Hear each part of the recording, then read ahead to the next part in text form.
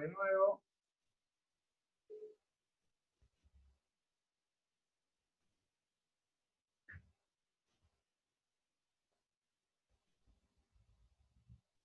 Sí, guardó lo anterior, lo guardó por un pedacito, me parece que se está procesando.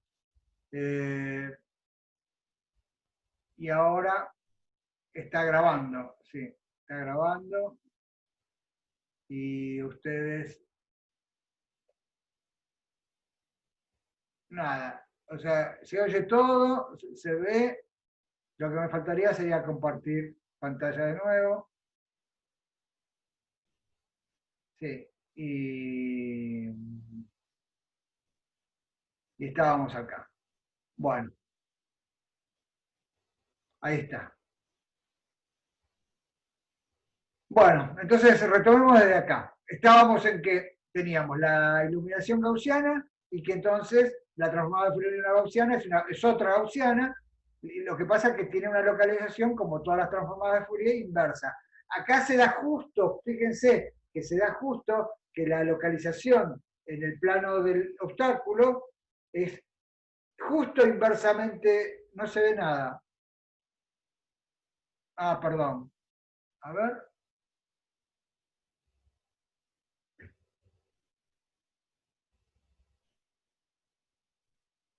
Ahí se ve.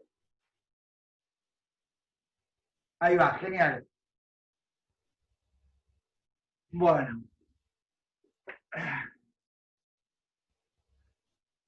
Gracias, Fivertel. Que gracias que volvió, le tengo que decir, porque al menos volvió. Eh, nada. Sigma, estábamos en que el sigma de I, lo que quiero hacer notar es que no es así impreciso en el sentido de que son inversamente proporcionales y hay un factor por el medio. Son justo inversamente proporcionales, ¿sí? Si multiplico el sigma sub I por el sigma de K sub I, me da justo 1, ¿sí? O sea que son justo uno la inversa del otro, en la función gaussiana. Este, nada, este es otro ejemplo de difracción donde no hay una abertura, sino que es cómo se propaga esto por cómo se propagaría una láser, ¿sí? Y cómo iría decayendo, o cómo sería difractando en el campo lejano.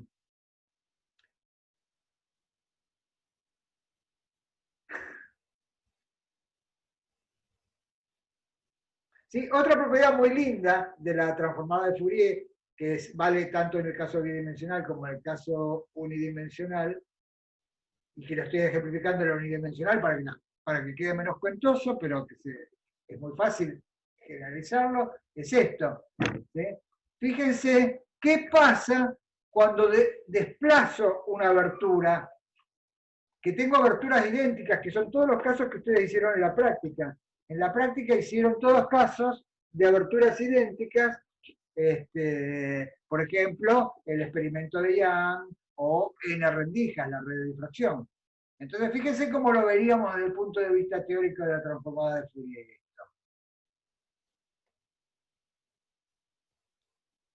Eh, ¿Sí? Fíjense, la transformada de Fourier de la función apertura me da la función de la perturbación compleja, como una transformada. Supónganse que conozco, que sé que estamos hablando de una abertura cualquiera, ¿sí?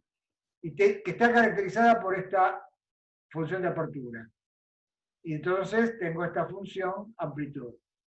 Y ahora supónganse que desplazo esa abertura y la corro para el eje Y, para arriba o para abajo. ¿Sí?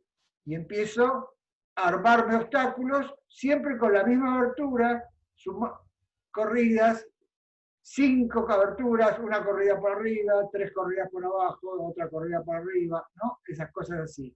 Pensando en eso, primero voy a calcular qué le pasa a una abertura cuando se corre. Entonces, voy a poner la apertura, esta A de I, ahora la voy a desplazar a un I cero. Y entonces la función la conozco, era A de I la apertura, y ahora es A de I menos I cero. ¿Están todos de acuerdo con eso? O sea, si yo tenía una función apertura que estaba dada por esta A de I, y este escalón lo corro a I cero, la función es la misma, pero es en I menos I cero. Esta misma función rectángulo, pero centrada en I cero, y sería una función de I menos I cero. ¿Sí? Entonces, si eso lo tienen claro, es lo que hice acá. A la misma apertura, caracterizada por esta función acursiva, la desplacé y la puse en I0. Y entonces la función apertura es A de I menos I0. Y le tengo que calcular la transformada de Fourier multiplicándola por E a la I K sub I por I y integrando en diferencial I. Entonces es lo que estoy haciendo acá, lo único que le puse I' a todo porque como es una variable muda, le puse I', me da lo mismo. ¿Sí? Entonces este es el primer paso, es simplemente eso. Es esta definición habiendo desplazado la apertura y cambiando de variable. Y eso lo hago así porque entonces ahora quiero hacer el cambio de variable de una a este I' menos I0, llamarlo Y. Si hay prima menos I0 lo llamo Y, ¿ven? Y acá lo pongo Y. El I' lo tengo que poner como I más I0.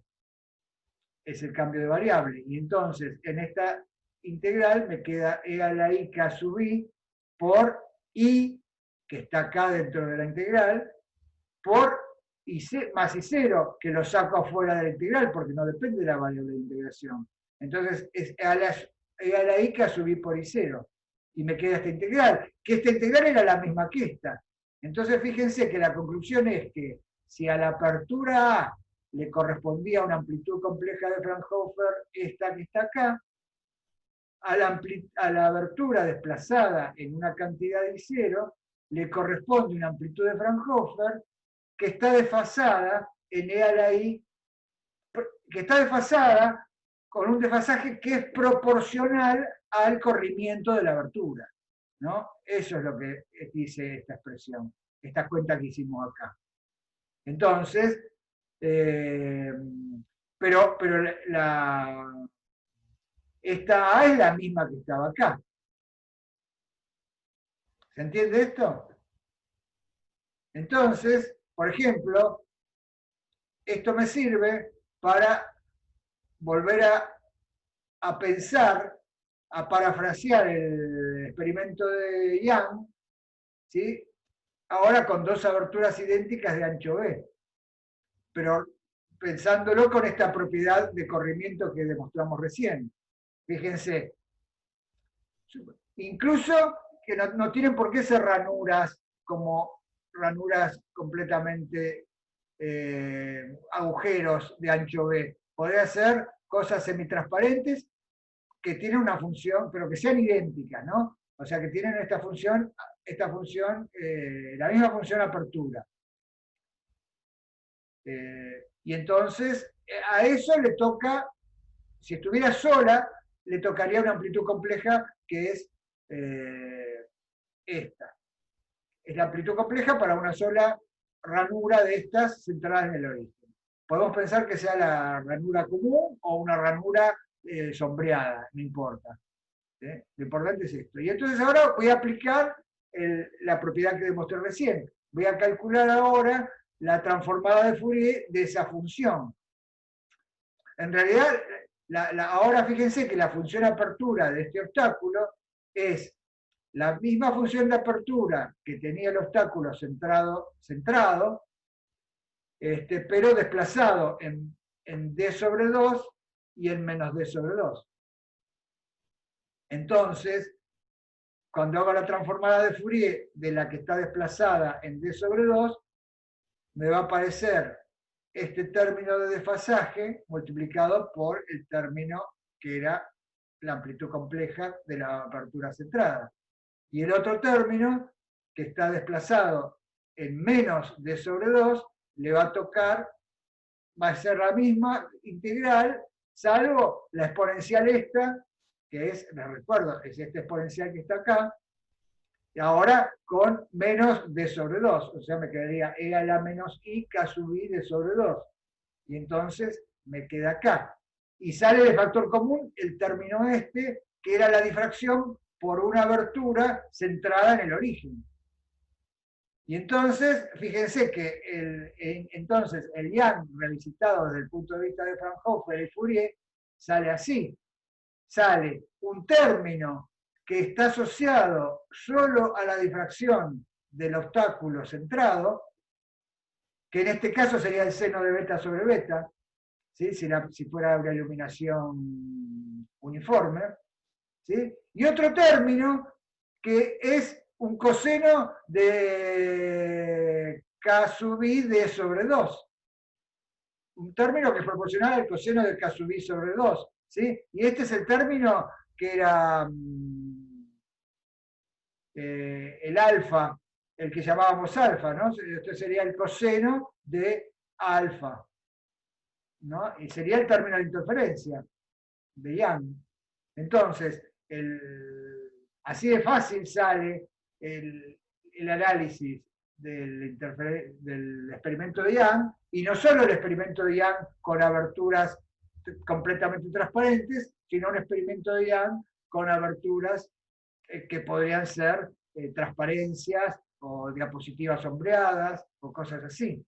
¿Se dan cuenta? Entonces, el diagrama de difracción de un esquema como este, donde hay dos aberturas idénticas separadas a una distancia d, resulta el producto de dos funciones. Una que está asociada a la difracción de la abertura centrada nada más, y otra que está asociada a la interferencia de cosas puntuales puestas en el centro de estas aberturas, ¿no? Porque esto es lo que hacíamos cuando sumábamos fuentes puntuales. ¿Sí? Entonces, nada, fíjense la elegancia de este tratamiento y el poder que tiene este tratamiento, porque me permite pensar ya cada vez cosas más complicadas. Después, el caso de la red de difracción, que son n aberturas idénticas equiespaciadas, sería lo mismo. N aberturas idénticas equiespaciadas, de nuevo, caracterizadas por una función, una abertura centrada caracterizada por una función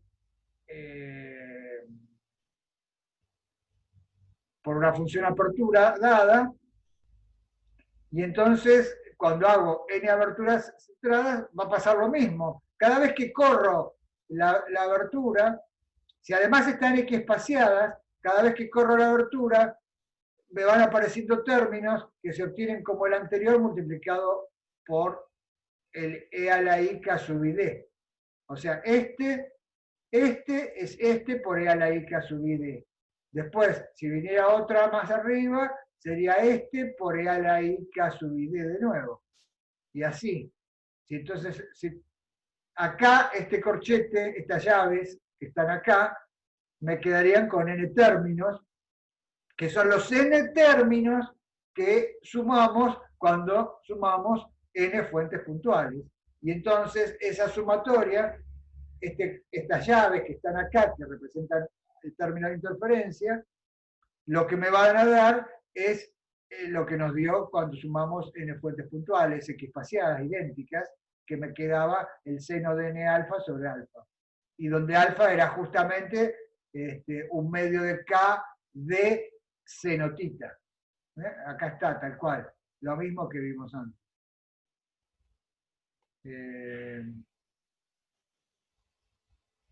Claro, bueno, y es evidente, lo que pasa es que simplemente tendría que escribir acá integrales, acá funciones de dos variables, acá integrales dobles, demostrar esta propiedad de corrimiento, que es la misma, se extiende y aparecen dos fases que tienen que ver con cómo lo corro en X y en Y.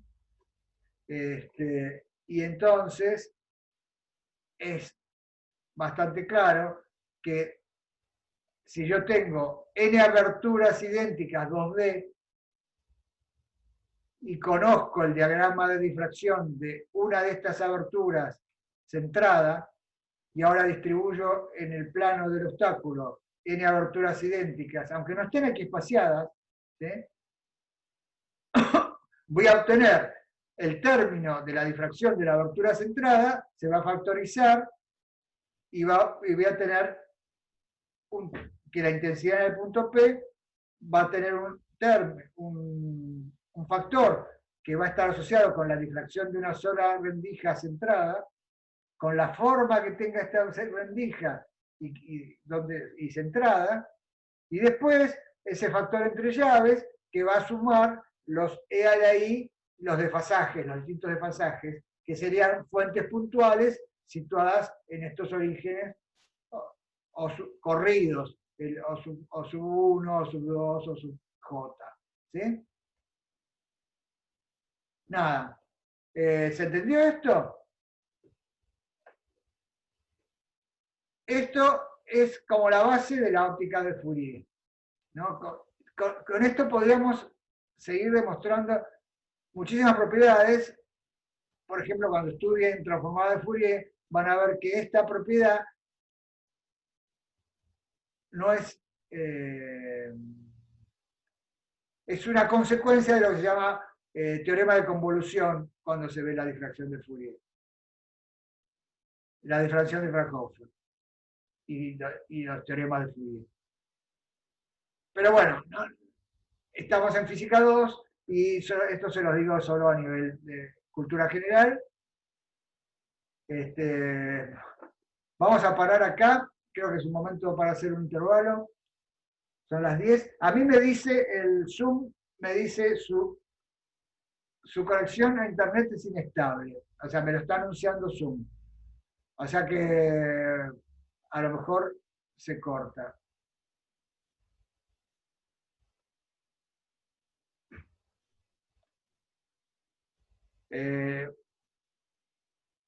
Maximiliano dice, sí, convolución se da en mate 4, creo. Sí, claro, cuando vean esto. Nada, acuérdense de qué tiene que ver con esto. Tiene que ver con que la transformada de Fourier de un producto de funciones es la convolución de las transformadas. Así se formula. Bueno, entonces nos vemos en 5 minutos, si Fivertel me lo permite.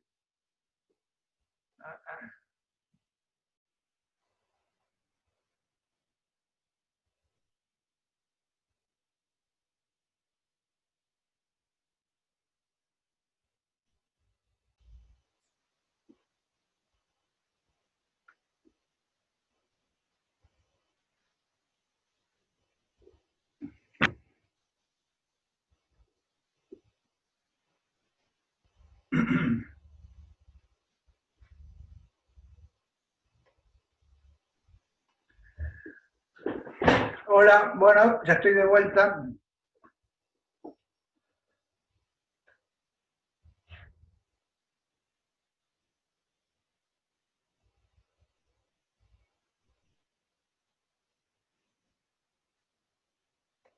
Bueno, entonces, con esto, hoy no quería avanzar mucho más con, ya habría que meterse en óptica de Fourier. Me parece que ya excede lo que corresponde a física 2. Por eso, en esta segunda parte de la clase, lo que me gustaría es hacer una especie de repaso de algunos temas y qué mejor manera de hacer un repaso que haciendo un jueguito de estos que hicimos la vez pasada. Entonces, les propongo que hagamos un jueguito y que discutamos las respuestas correctas e incorrectas. ¿Eh? Así que bueno, a ver, vamos a preparar las cosas.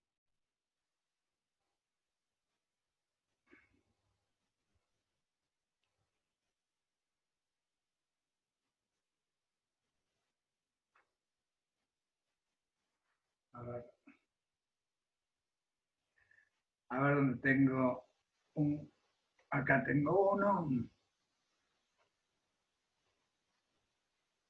Y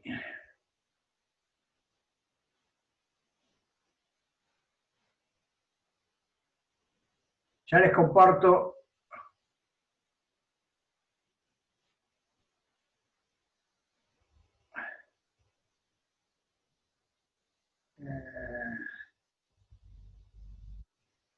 Sí, Facundo pregunta, sí, bueno, es lo que dice Luciana. Luciana le contestó.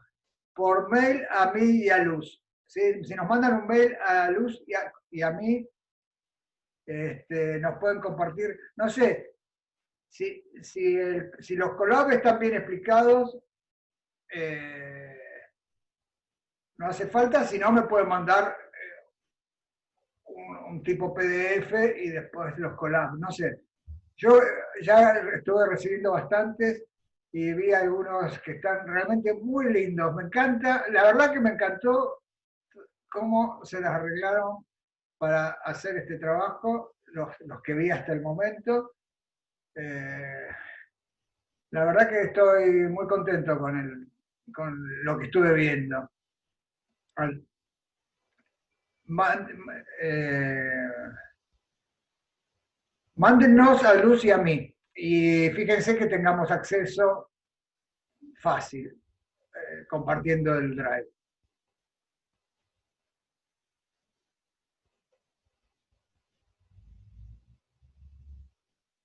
Entonces ahora les voy a compartir.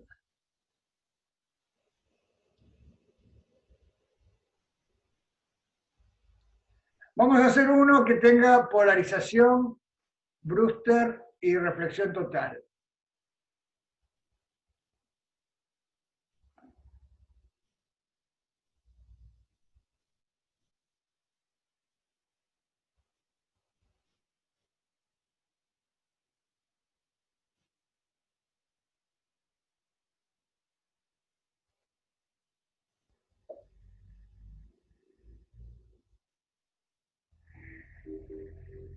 Ustedes tienen que ir acá, a esta dirección.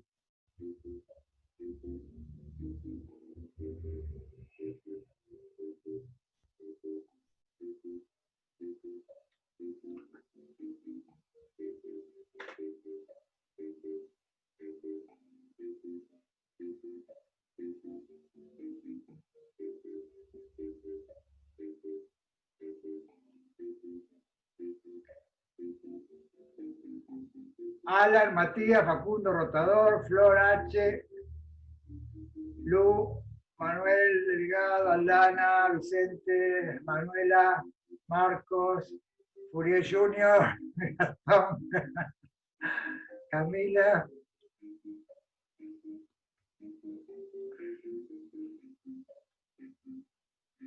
Marco, Maxi,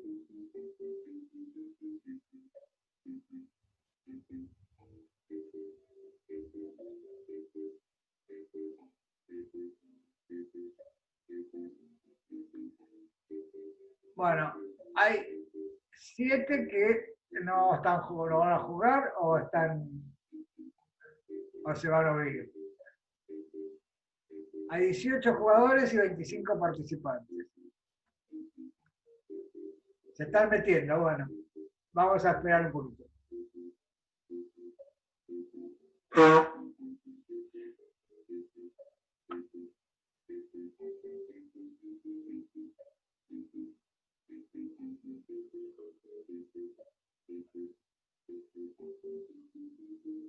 Lautaro K se unió. ¿Quién será Fourier Junior? No sé.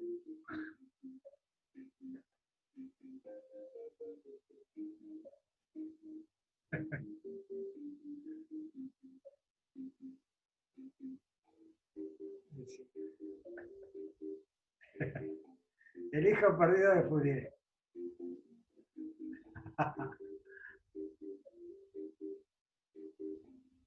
Claro, no podemos saber a ver quién falta, porque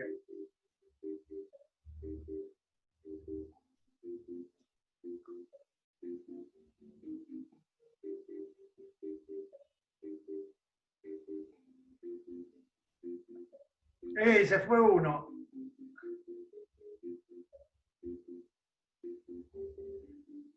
Bueno, empezamos. Faltan 6 que no se van a unir, me parece.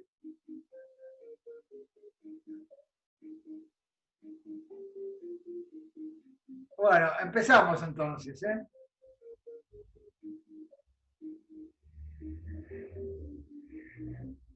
Sí, sí, sí, sí, sí, es que fue un poco de bullying ahí con Fourier y se fue. Vamos.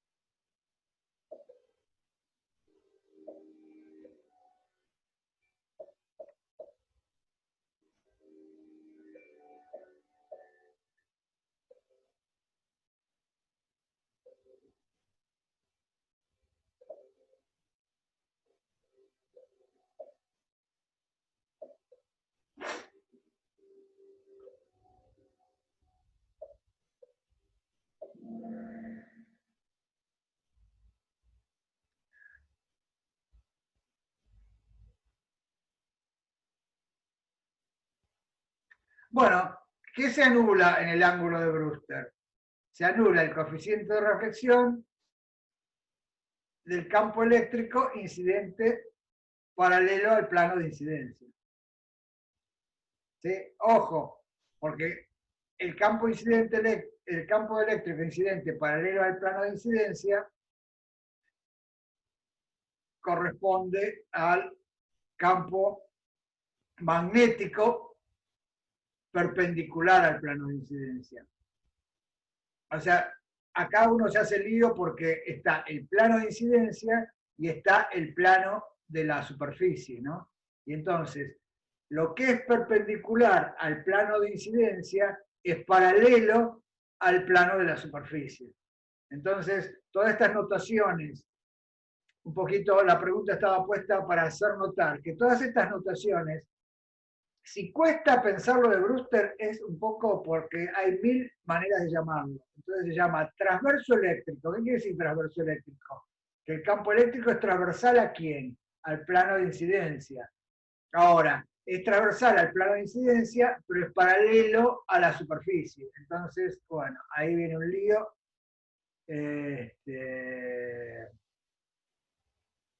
Claro, bueno, vamos a la siguiente. O sea, la respuesta correcta es entonces esta, ¿no? Es el coeficiente de reflexión, se anula el coeficiente de reflexión del campo eléctrico incidente paralelo al plano de incidencia. Vamos a la siguiente.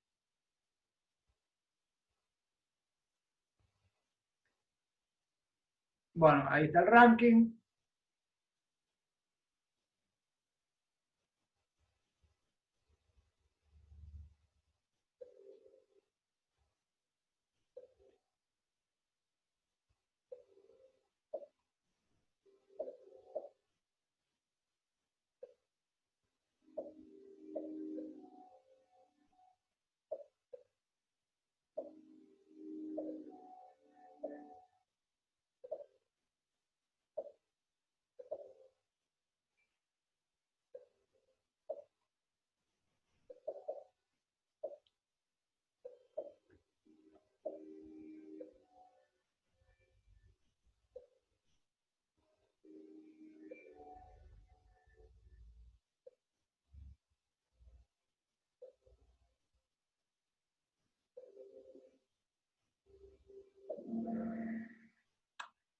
Bueno,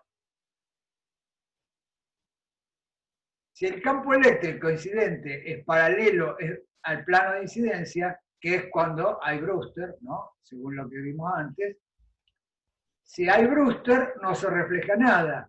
Y entonces, de acuerdo al principio de conservación de la energía, se transmite todo, porque no se disipa nada. Entonces, si el campo eléctrico incidente es paralelo al plano de incidencia, el ángulo de Brewster es un ángulo de reflexión total. Perfecto, verdadero. ¿Sí? Es más, hay una cosa que se llama ventana Brewster, ventana óptica con ángulos de Brewster. ¿Sí? Son ventanas para reducir las pérdidas de luz polarizada.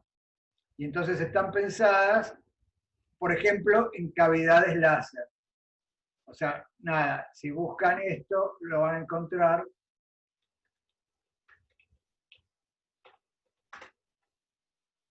Ventana óptica con ángulos de Brewster. Los que quieran ampliar esto, se hacen ventanas Brewster, se llaman ventanas Brewster, justamente porque el ángulo de Brewster para la polarización de campo eléctrico paralelo al plano de incidencia es un ángulo de transmisión total, transmiten todo.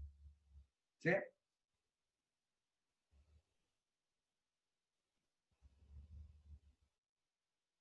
Bueno.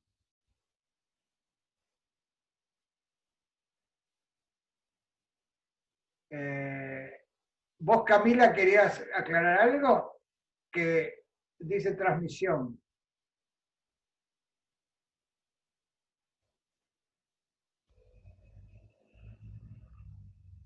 Ah, genial. No, no, bueno, es que en general el ángulo de Brewster se lo da como un ángulo de polarización porque el coeficiente de reflexión es cero. Pero quizá nunca se habla de la transmisión y la idea de este verdadero falso era eso. Bueno, vamos al siguiente.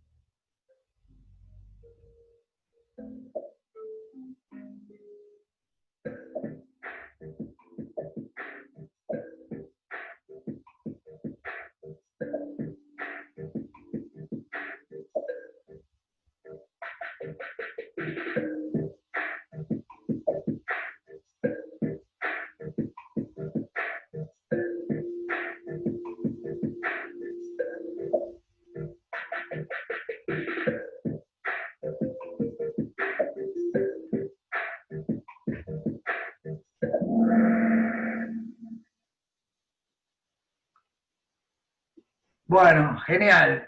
Si la onda incidente tiene polarización circular e incide con el ángulo de Brewster, la onda transmitida tiene polarización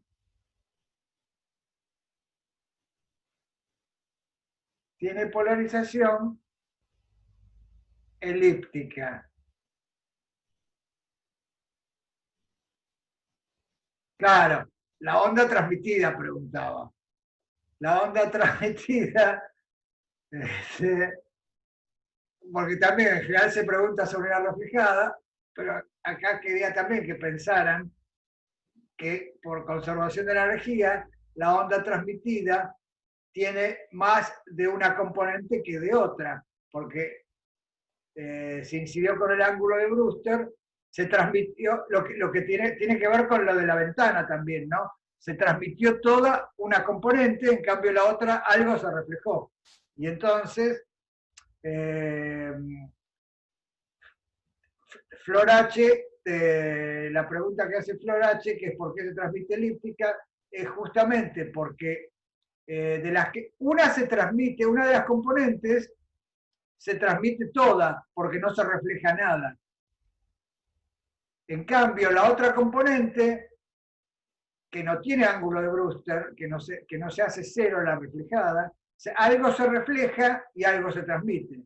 Entonces, de las dos componentes que forman la circular, que incide, que son dos componentes de igual módulo, ¿sí? Una no se refleja nada, es decir, que se transmite toda, mientras que otra, algo se refleja.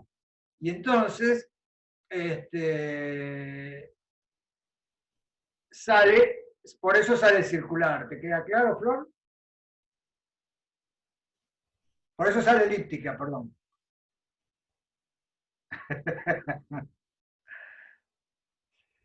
¿Sí? De nuevo, si la incidente es una circular, quiere decir que son dos lineales desfasadas en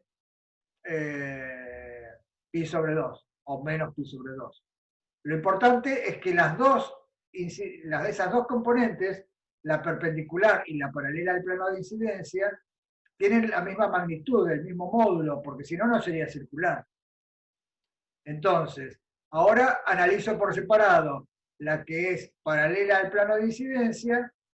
Esa no se refleja nada porque tiene ángulo de Brewster, quiere decir que esa se transmite toda. En cambio, la otra, la que es perpendicular al plano de incidencia, algo se refleja, entonces lo que se transmite es menos. Entonces, por eso, ok, Flor, genial. Entonces, por eso la transmitida está elípticamente polarizada, porque en la transmisión no hay desfasajes y entonces siguen estando desfasadas en pi sobre 2, pero con distintos módulos, las dos componentes lineales que forman la base. ¿Sí? Entonces, por eso sería. Bueno, vamos a la próxima.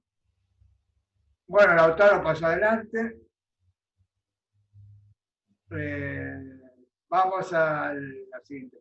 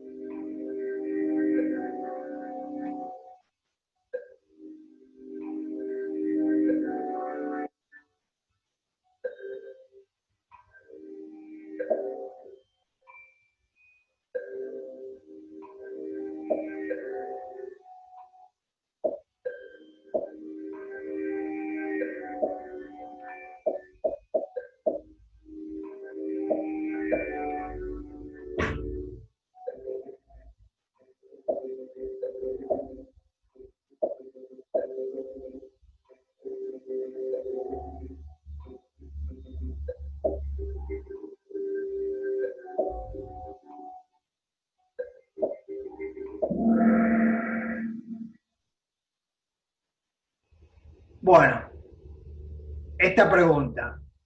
Vidrio-aire, o sea que hay reflexión total. Y la onda incide con un ángulo mayor al crítico. Si incide con un ángulo mayor al crítico, quiere decir que entonces los coeficientes de reflexión tienen módulo 1 y son complejos. Y como el coeficiente de reflexión para polarización S es distinto al coeficiente de reflexión para polarización P, tienen el mismo módulo, pero tienen fases distintas. Entonces, esas dos, si estaba linealmente polarizada a 45 grados del plano de incidencia, quiere decir que tenía igual componente perpendicular al plano y otra que la que estaba paralela al plano. O sea, esta linealmente polarizada a 45 estaba formada por dos componentes, una paralela al plano y otra perpendicular al plano. Y esas dos eran iguales y estaban en fase. Por eso era linealmente polarizada a 45 grados del plano de incidencia. Hasta ahí lo entienden todo. Ahora, esas componentes se reflejan y se reflejan con el ángulo mayor al crítico. Es decir, que sus módulos siguen siendo iguales. O sea, son dos componentes perpendiculares con igual módulo. Lo que pasa es que como incidieron con el ángulo mayor al ángulo crítico, esos coeficientes tienen módulo 1, pero tienen fases distintas. ¿Sí? Y entonces,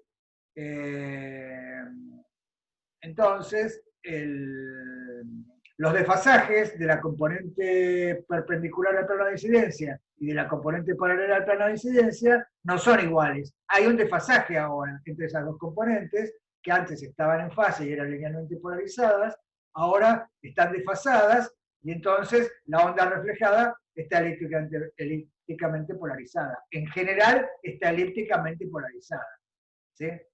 Eso lo pueden ver porque en una teórica hablamos de lo que se llamaba rombo de Fresnel. Creo que me resulta, acá está, ¿no? Mucho más fácil buscar acá que en los apuntes ahora. ¿Sí? El rombo de Fresnel está en el artículo de Wikipedia de Fresnel. Fíjense, en el rombo de Fresnel pasa esto. Hay una linealmente polarizada que está a 45 del plano de incidencia, es decir, no es ni... Tiene una componente perpendicular a la transparencia que tiene el mismo módulo que la componente paralela a la transparencia. Y incide acá normalmente hasta cara del rombo. ¿Sí?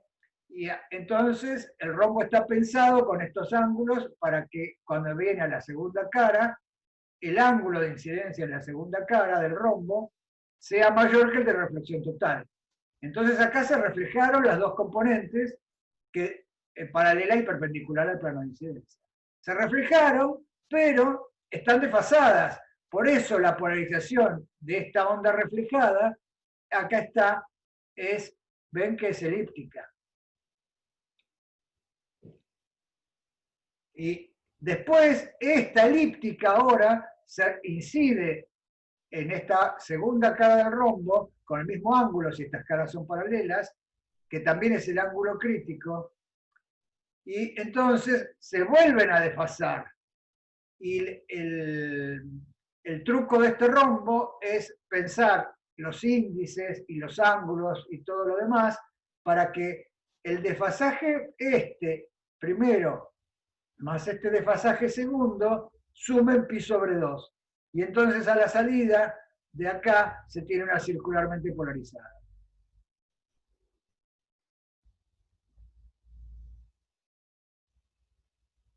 ¿Qué es lo que no entendés, Flor, del dibujo?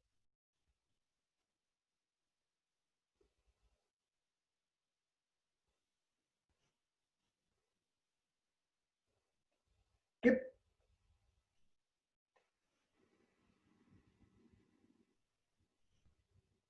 No, no es porque los haces tienen diferentes caminos. Esto tiene que ver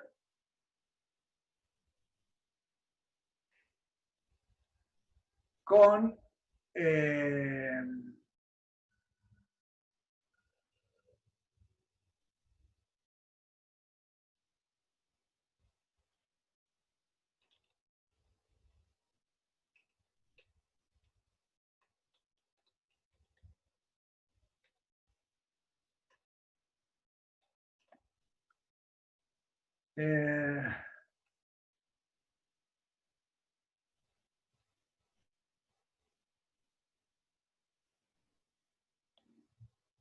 a ver, ¿de dónde se los muestro? Está en alguno de los PDF y está en el apunte. ¿Sí? Eh,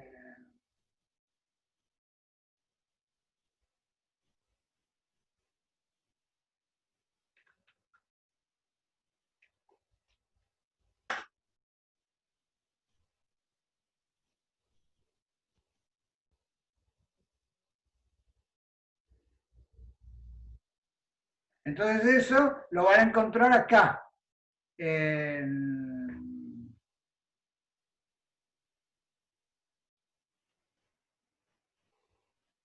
polarización por reflexión. ¿Sí? En polarización por reflexión van a ver, este serían los dibujos de las reflectividades que corresponderían a reflexión total.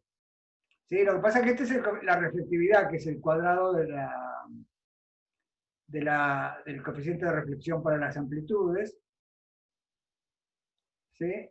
Y entonces, Nada, fíjense acá, en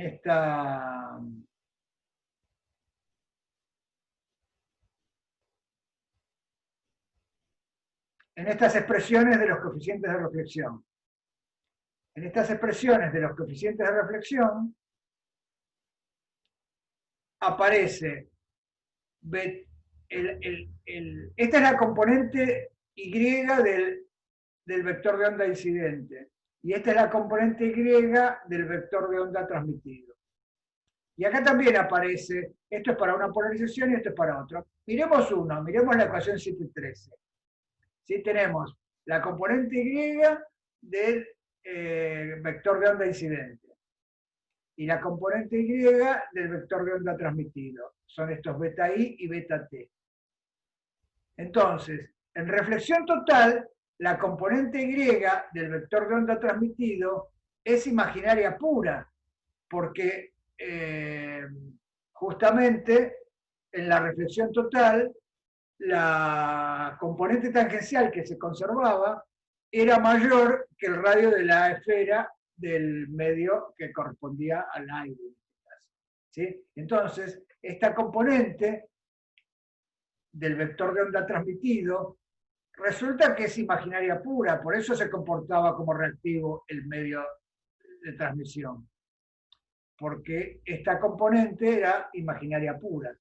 Y entonces el coeficiente de reflexión queda un número real, que es la componente Y del campo del vector de onda incidente, menos un número imaginario puro, que es la componente Y del vector de onda transmitido.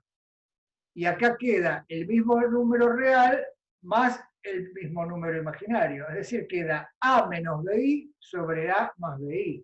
Es decir, que es un número complejo que tiene módulo 1 y tiene fase. Por eso tiene una fase. Y este coeficiente de reflexión tiene una fase y este otro coeficiente de reflexión tiene otra fase distinta porque tiene una expresión distinta. Y el argumento sigue siendo igual. La componente Y del vector de onda incidente es real y la componente Y del vector de onda transmitido es imaginaria pura si hay reflexión total. Entonces aparece un número real menos un número imaginario, dividido un número real más el mismo número imaginario. De nuevo, esto es igual a una cosa de módulo 1 y con una fase. Bueno, eso está explicado acá muy sintéticamente, ¿no? Pero es lo que acabo de decir. Sí, lo del rombo se llama rombo de Fresnel, no sé, le dicen rombo de Fresnel, pero sí, tenés razón, Flor, es un paralelogramo. Y en realidad es un cuerpo sólido que no sé cómo se llama, ¿no? Porque es como un prisma, no sé cómo se llamaría. Se llama rombo de Fresnel, ¿no? Pero si lo ves de costado es un rombo, ¿sí? Pero acá hay una base, una tapa y una base y todo lo demás. Pero bueno, más allá de eso, lo que me gustaría que me digan si entendieron lo de los desfasajes. En reflexión total hay desfasajes, y esos desfasajes no son iguales para polarización S que para polarización P. Y entonces eso, antes de la invención digamos, esto es una manera un poco poco compacta, muy poco compacta, de hacer un polarizador circular. Es mucho más fácil hacer un polarizador circular con una lámina birrefringente, ¿no? Pero se puede hacer un polarizador circular así. Bueno, genial. Entonces, si entendieron eso, seguimos con el jueguito.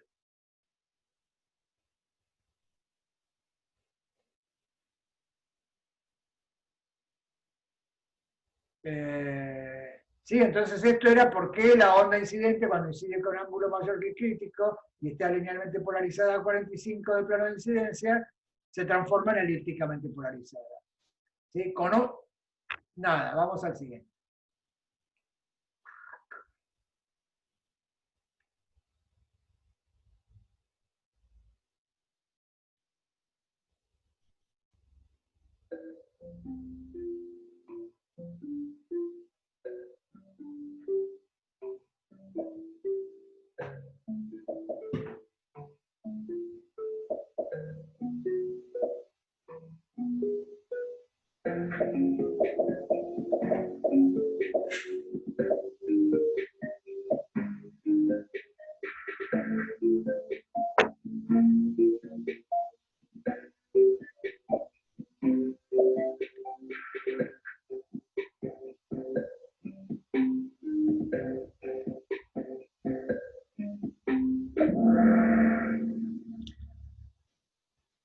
Bueno, genial.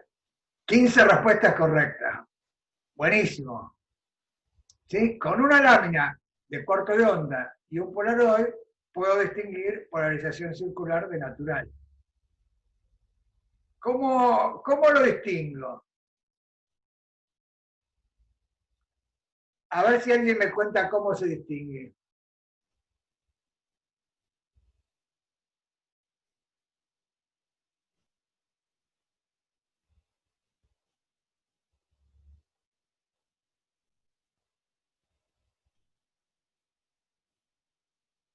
Manuel dice, alinear la lámina con los ejes de la luz. ¿Y cuáles serían los ejes de la luz?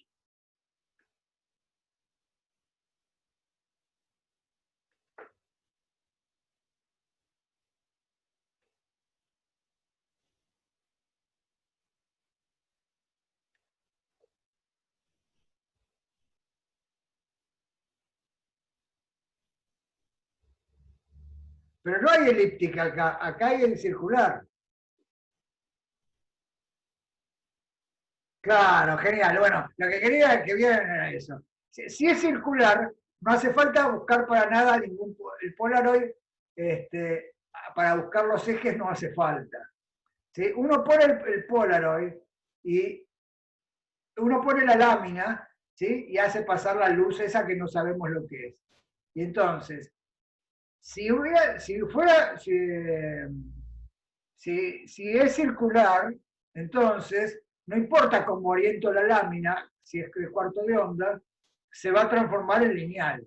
Y con un polarizador puedo ver que es lineal. Y entonces puedo asegurar que lo que había incidido era circular. ¿Sí? En cambio, si fuera natural, la lámina los desfasa y con el polarizador no voy a ver ni máximos ni mínimos, porque porque la lámina no le hace nada. La desfasa, pero me la sigue siendo natural. Entonces, con la lámina y el Polaroid me puedo dar cuenta y puedo distinguir la polarización circular de la natural. Muy bien. 15 respuestas correctas, está buenísimo.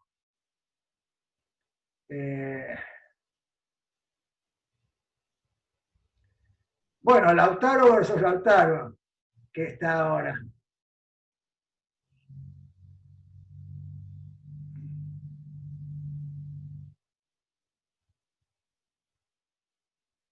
Lautaro.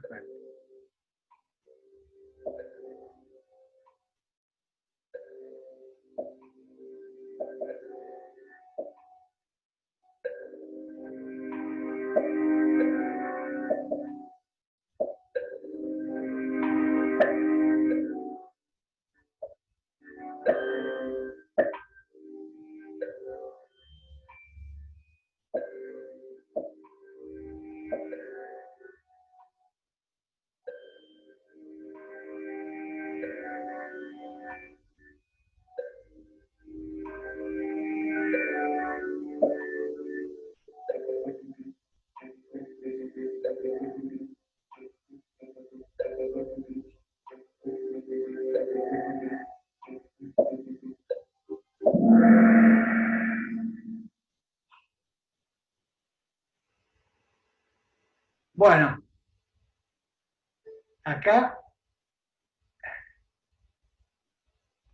con una lámina cuarto y un Polaroid, puedo distinguir polarización elíptica de parcialmente polarizada. Sí, Luciana, era está en la misma línea que la anterior, ¿no? O sea, esta era fácil. Ya casi muchos lo habían pensado en esta, cuando cuando hice la otra, ¿no? Porque antes era circular. Ahora con una lámina y un Polaroid puedo distinguir elíptica de parcial. ¿Sí? Con un Polaroid solamente no, porque giro el Polaroid delante de cualquiera de estas polarizaciones y lo que voy a ver es máximos y mínimos, no nulos. Y entonces me quedo con la duda, ¿será parcialmente polarizada o será elíptica? Para saber y sacarme la duda, pongo una lámina, pero ahora sí tengo que ubicar con el Polaroid los ejes de la elipse. Y entonces, ubicando los ejes de la elipse, le pongo el Polaroid y le pongo la lámina y le agrega un desfasaje de pi sobre 2 y sale lineal. Y con el Polaroid me doy cuenta. En cambio, la elíptica, la parcialmente polarizada, perdón, la lámina no la afecta esencialmente. Desfasa pi sobre 2 a todas las componentes y que varían cada 10 a la menos 8 segundos y entonces sigue siendo parcialmente polarizada. Flor pregunta, ¿qué era parcialmente polarizada? Manuel le dice luz natural más luz con alguna polarización. Sí, esa es una posibilidad. Es o una luz natural a la que le sacaste alguna polarización también podría ser. Por ejemplo, la luz natural que se refleja, fíjense, aprovechemos entonces esto para ver. La luz natural que se refleja, luz natural tiene tantas, tiene tanto de perpendicular al plano de incidencia como de paralelo, ¿no? Entonces, supongan que sé que se refleja por acá, por ejemplo, por 40 grados en este dibujo, ¿sí? La natural. La natural se refleja cerca de 40. Entonces, la reflejada, que va a estar compuesta por trenes de onda que varían su polarización cada 10 a la menos 8 segundos, va a tener más de la componente S de la curva azul que de la componente P de la curva roja. Entonces, si yo giro un Polaroid delante de la luz que se reflejó, ya no voy a ver que la intensidad es constante como hubiera pasado antes de que se refleje con la luz natural. Voy a ver que tiene más de una componente que de otra. Pero fíjense que no la puedo distinguir, esta parcialmente polarizada que se reflejó, no la puedo distinguir de una elíptica con solo un Polaroid.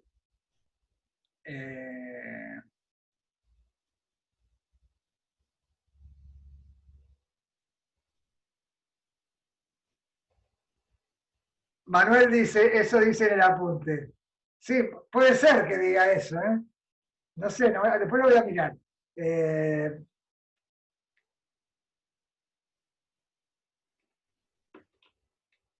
Mira, qué bien que me lo haces notar porque nunca lo había visto.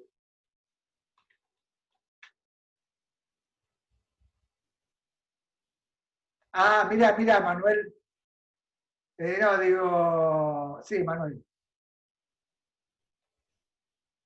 En el apunte dice, si a una onda con polarización natural se le agrega o se le resta una onda polarizada, se dice que la onda tiene un estado parcialmente polarizado o que la onda está parcialmente polarizada. ¿Sí? Entonces es eso, se le agrega o se le quita alguna componente y entonces no se puede distinguir solo con un Polaroid, no se puede distinguir de una elipse. ¿Lo ven todos esto? Entonces, los detalles y las sutilezas de todo lo que estuvimos del jueguito, de la pregunta, o sea, está acá, eso de la parcialmente, Flor, que preguntaba. Vamos entonces al siguiente.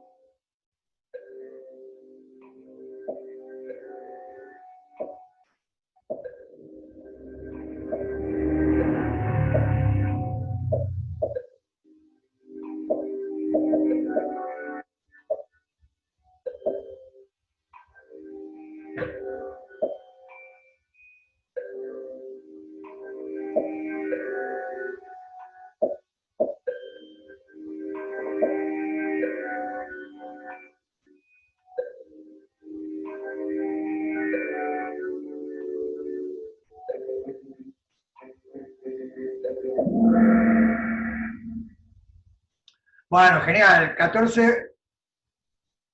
No. Uy, no, no, no, no, qué mal, ¿eh? Ya quiero ver todo bien. Bueno, vamos a contar esto. Vidrio aire, ángulo de incidencia mayor que el crítico de reflexión total. La amplitud de la onda transmitida se anula, ¿verdadero o falso? Bueno, claro, la trampa de esta pregunta es que el ángulo se llama de reflexión total. Si todo se refleja, uno tiende a pensar que la onda transmitida se anula. Pero claro, la onda transmitida no se anula porque lo que sigue pasando es que eh,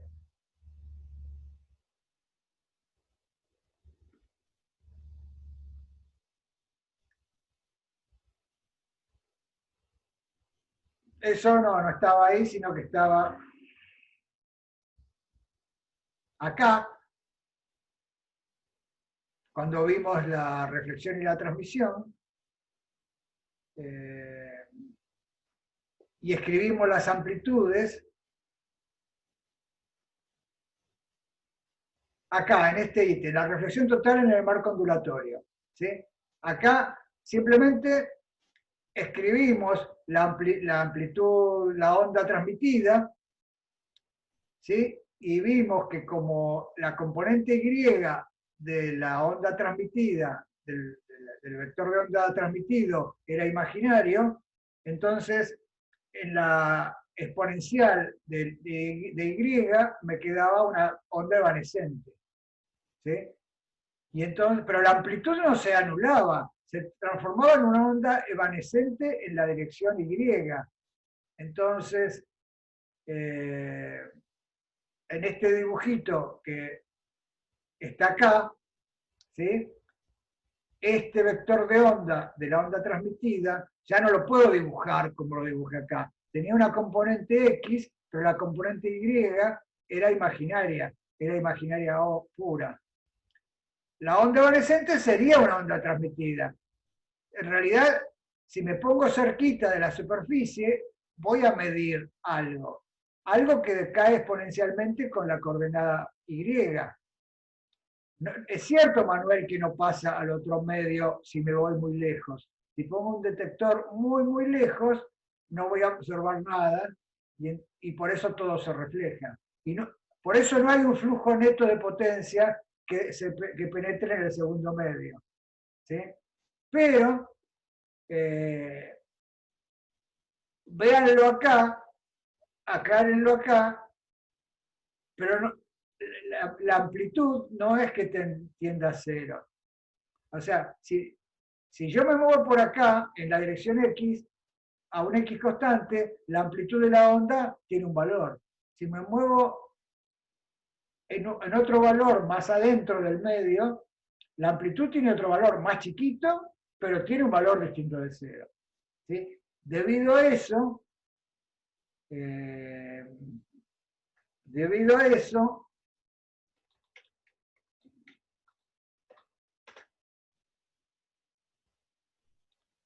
¿sí? Debido a eso se fabrican estas cosas que se llaman divisores de Haz, porque por ejemplo lo que se usa en un Michelson, ¿sí? Que son, este, serían como dos prismas de reflexión total y se gradúa la separación entre los dos prismas. ¿Sí? Si este prisma de acá arriba a la derecha estuviera muy lejos de este otro acá abajo a la izquierda, entonces muy poquita de la, como decae exponencialmente en esta dirección, no se mediría nada por acá. En cambio, cuando están cerquita, se mide algo y entonces una parte se refleja por el camino este 3 y otra se refleja y otra se transmite por el camino 2.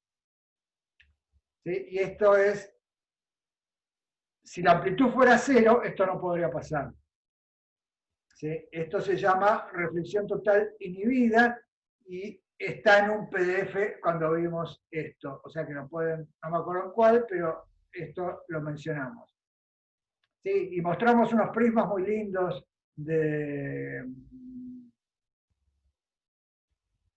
Ven acá, están hechos estos, pero los fabricantes que venden material óptico fabrican unos magníficos, ¿no? Bueno, vamos a la siguiente.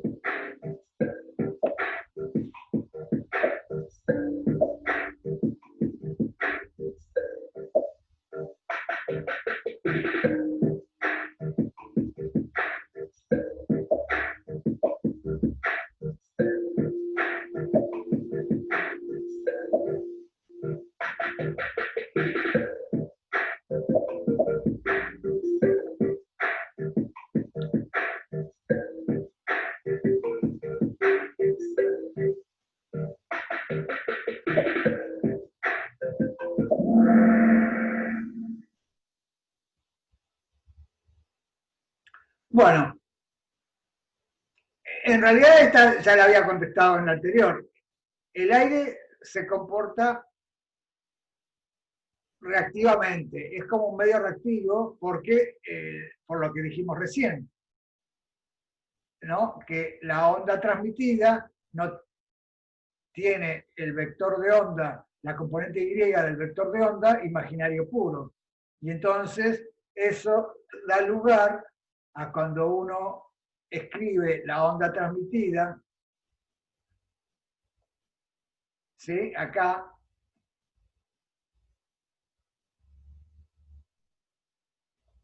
cuando uno escribe la onda transmitida, es esto que está acá.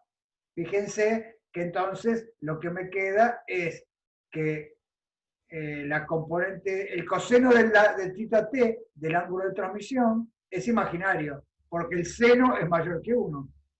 Y entonces esto me da una exponencial real. Y como en el dibujo el I era negativo, esta es una exponencial que decae. Mientras que en X sigue siendo una onda propagante. Pero entonces el aire se comporta, o la onda se comporta reactivamente, o diríamos que el aire se comporta reactivamente para este ángulo de, reflexión, de incidencia mayor que el de reflexión total. Bueno, a ver, ya estamos terminando casi, a ver.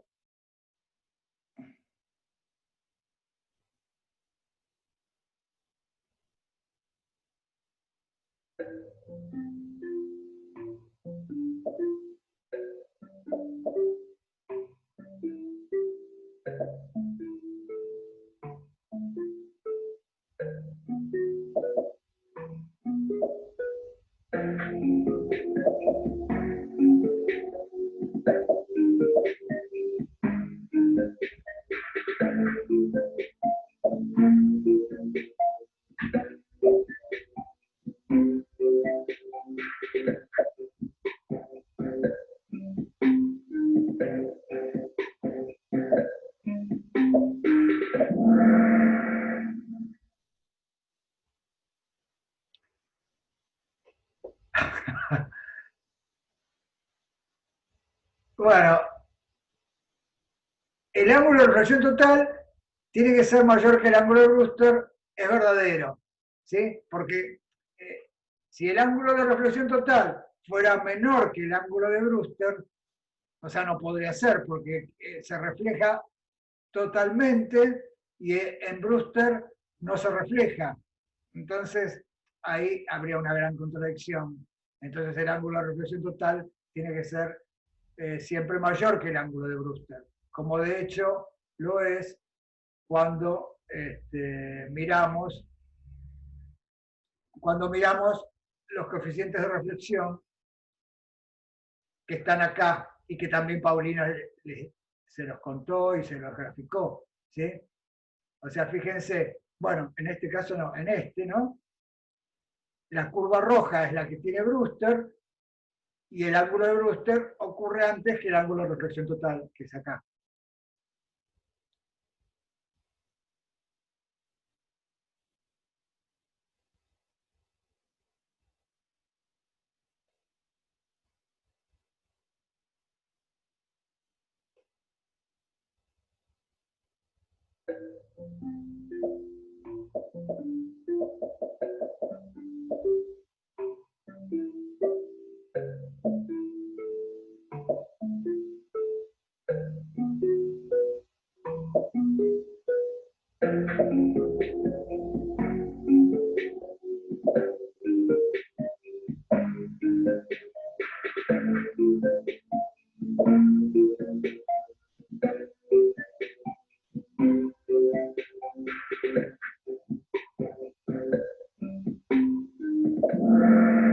Bueno, genial. Genial. Esta, 15 respuestas correctas. Perfecto. Cuando la luz elípticamente polarizada pasa por una lámina corto de onda, sale siempre linealmente polarizada. No, siempre no. Ya dijimos que había que buscar los ejes de la elipse, ¿no? Y entonces, por eso es falso. Genial. Bueno.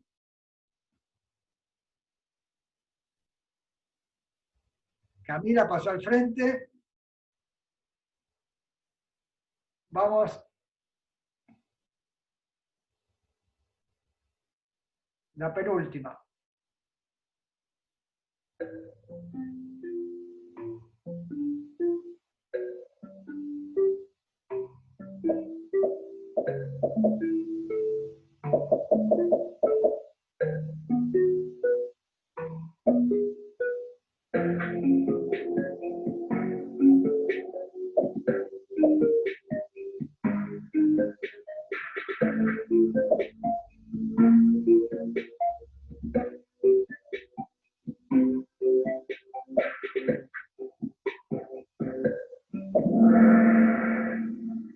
Bueno, ya esto es fantástico, ¿eh? 17.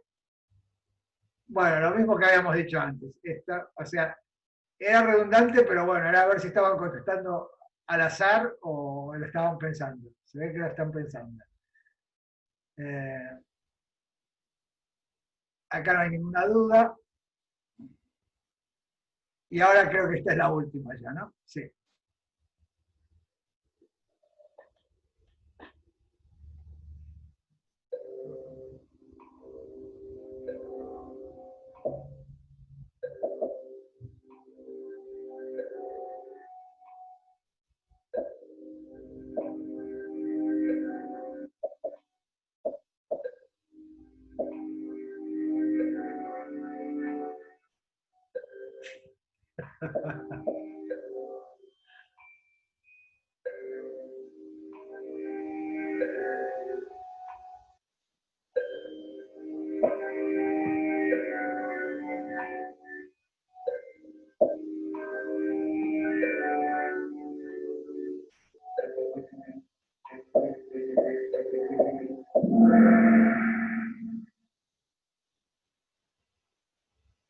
Bueno, genial. 12 respuestas correctas.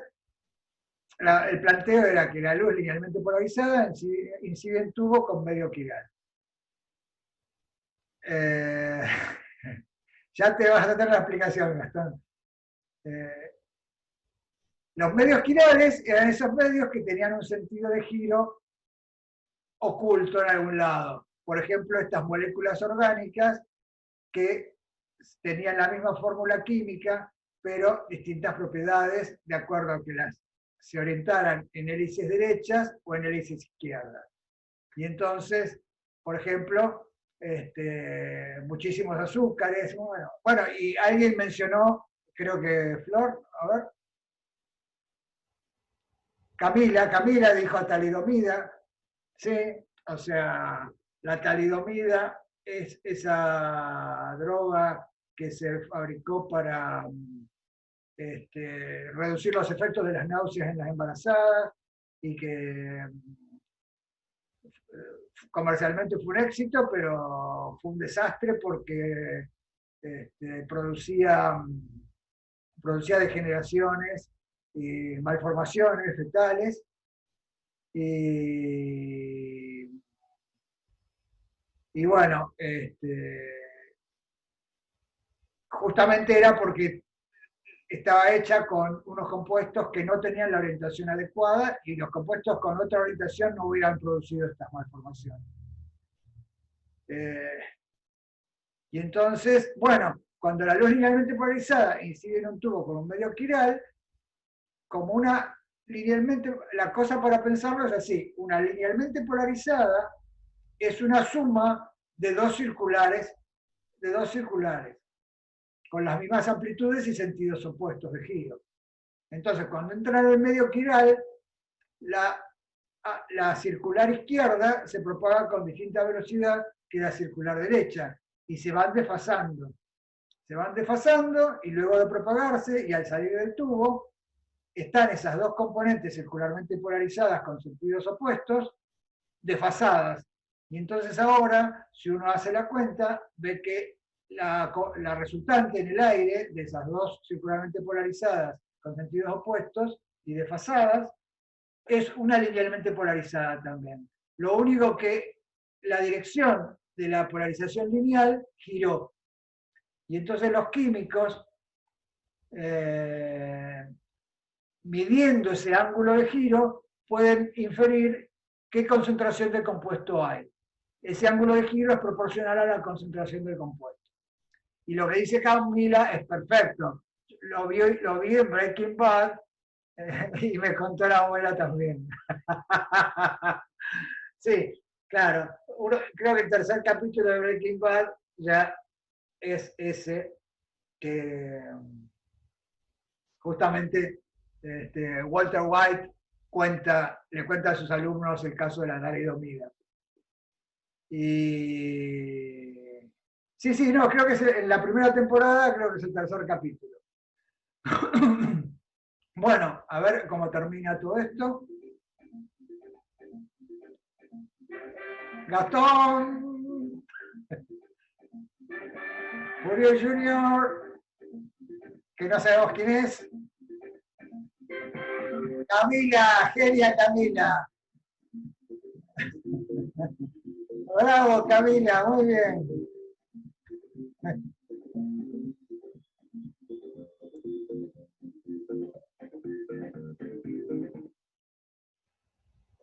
Bueno, listo. Entonces, todo muy bueno.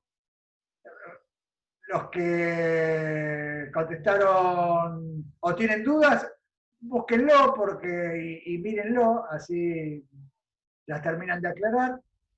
Y bueno, entonces nos veremos en la próxima clase. Ahora les paso. Hola Paulina, ¿cómo estás? Hola, ¿qué tal? Buenas. Hola Milton. ¿Cómo andan? Bien, ¿vos? Bien.